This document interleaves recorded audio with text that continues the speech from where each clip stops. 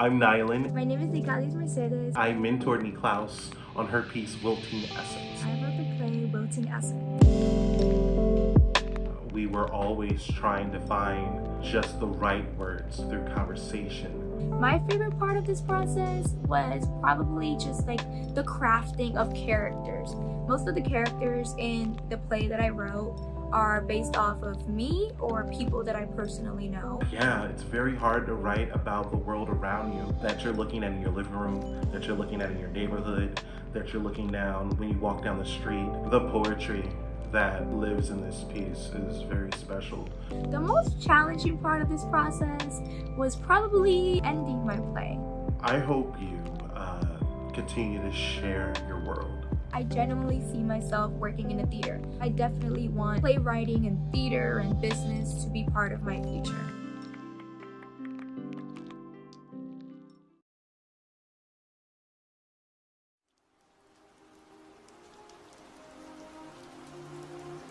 Wilting Essence by Nicaulis Mercedes.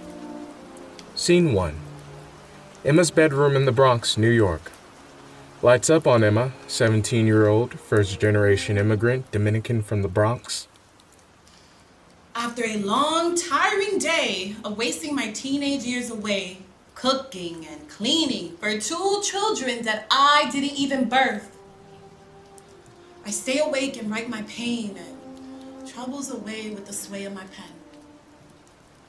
At 2 a.m., I let my thoughts wander into the magical realms of dreams, where I ascend through a field of vibrant orange tiger lilies and view the true beauty that is Mother Nature while overlooking a radiant blue stream, a stream that stretches for miles upon miles, flowing through the eroded rocks and paths carved by the earth, feeling the fresh water call upon my name and closing my eyes in pure delight. Receiving the love and warmth of this beautiful sight and feeling my heart let go of yesterday's worries, truly embracing the power behind my mortality.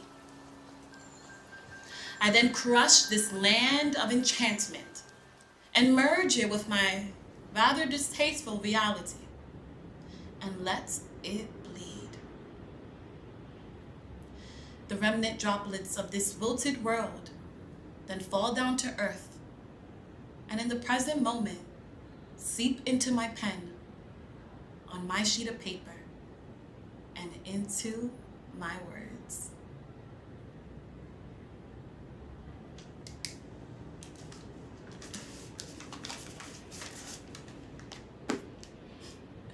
My poetry is special to me.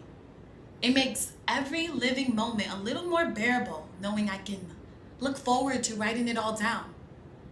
My heart is overjoyed, knowing that soon I'll get the chance to let it all out. I'll finally get to write what I love, outside of these confined 4 walls, and in the midst of the wee hours of the morning.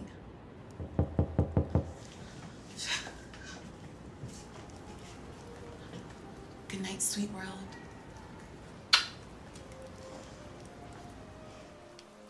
Scene 2. The school day has just ended. Emma enters the creative writing classroom. Good afternoon, Mr. Gonzalez. Isn't today just a wonderful day? Looks like someone's in a good mood. This is the earliest a student's ever been in my class. Rose, it's good to see you. It's great to be here, Mr. Gonzalez. Since when are you into creative writing? I bet you're only here for the credit, aren't you? All right, my 2 only students. As you already know, I'll be your after-school creative writing teacher this semester. All the work done here will count towards extra credit in your regular English classes. Each month, we'll have a theme or prompt from which we will derive inspiration from and write about. What will this month's prompt be? Before I get on to that, I have one question for you two. How much do you think you know about one another? Easy. Here we have Mrs. Sloth. I mean, what even is the point of having 2 jobs at 17 and still not able to afford a decent sense of style? If I'm a sloth, then you're literally the vanity personified. You don't know anything about me. How do you have the audacity to stand there and judge me when you're nowhere as perfect as you make yourself out to look?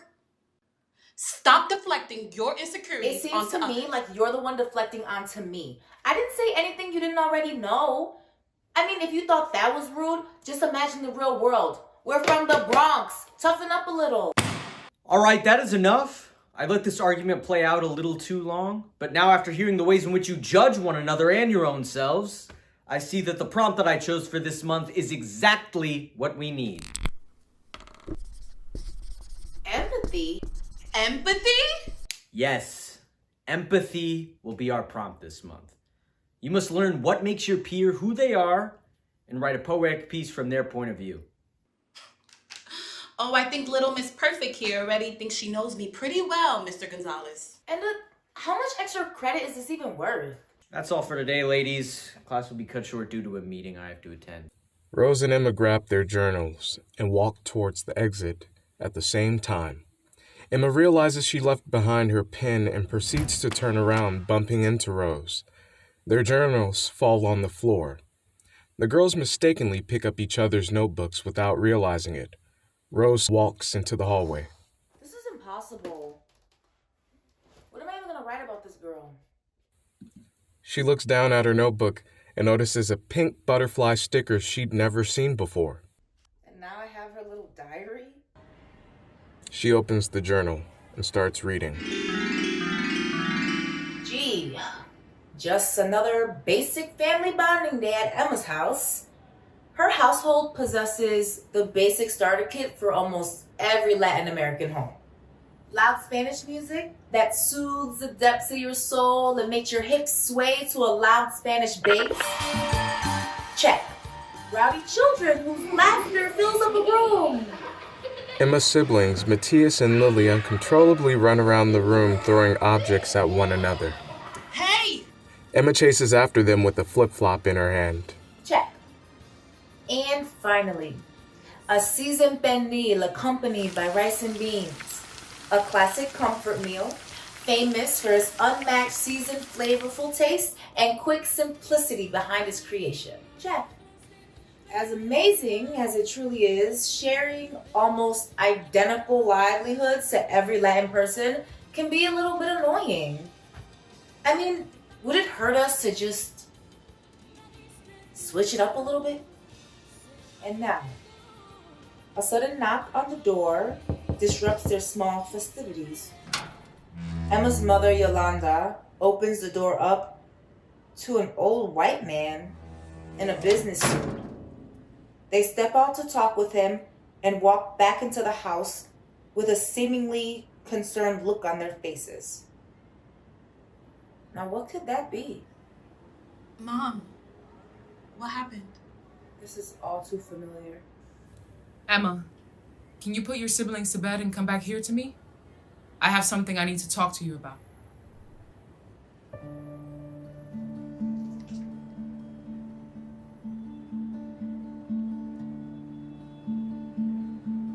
Rose?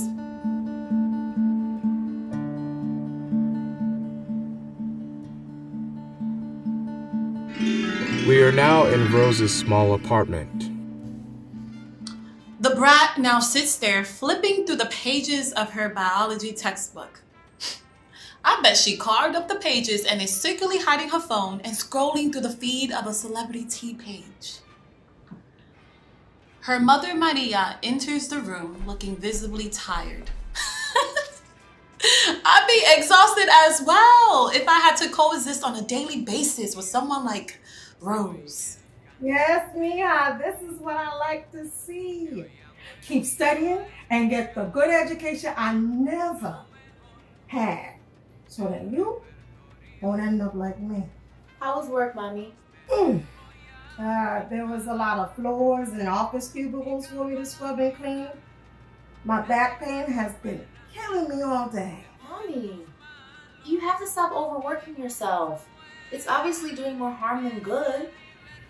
Mija, I do this all for you. I want to see you one day get out of the Bronx and become una mujer profesional with a career of your own and a good paying job. I know. Well, I'll leave you to do your work. I have to go back to work again. But why? Haven't you had enough? Just stay here and relax. This is taking a toll on your health. Can I at least help you out? Child, I'm going back to work. Your educational bills aren't just going to pay themselves. You now have access to opportunities that I could only dream of when I was your age. I was a clever little girl, just like you. But when money got tight, I had to drop out and care for your aunts and uncles. I won't let the same happen to you. Maria carefully places her hands around Rose's hands. Look, Mija, the only thing you need to focus on right now is your schoolwork and getting to those good grades.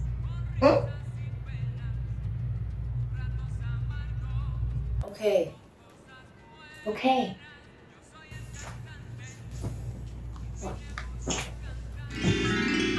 Back to Emma's living room.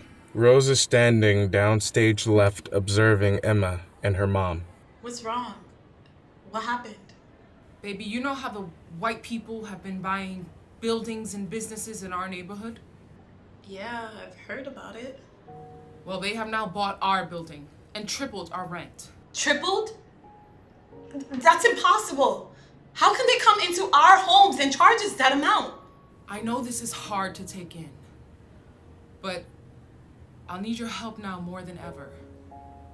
Being a waitress used to allow me to cover some expenses, but all the extra hours and tips in the world can't make up for the expenses I'll have to cover now.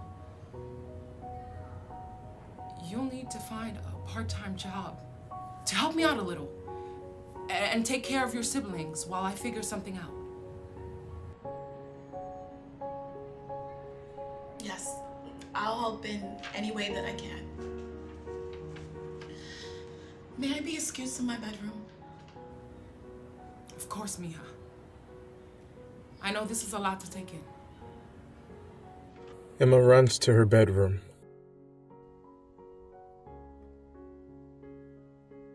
Now I see it all the more clearly. She is as sturdy as a stargazer lily. She now runs to her room in a hurry, trying her best not to worry. While her reality seemingly wilts away, another one materializes itself within her journal. Her poetic journal, her land of alternate realities, her home and safe space, her ultimate escape. Isn't it ironic how ultimate poetry usually emerges from the ashes of dismay? While the rest of us may shy away from our troubles, our dearest Emma preserves her essence and encapsulates it all within the pieces of her work.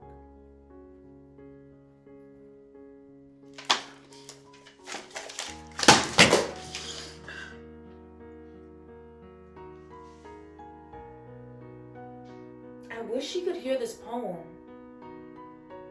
and let me connect with her.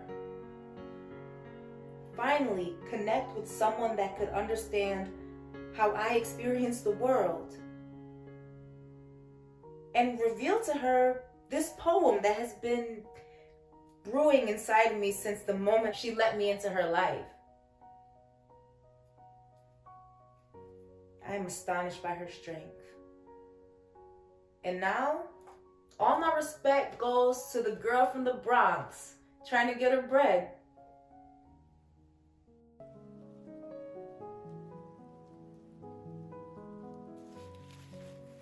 Good afternoon, ladies. I want to take some time to congratulate you for your valiant efforts on your assignment. You both deserve this A+.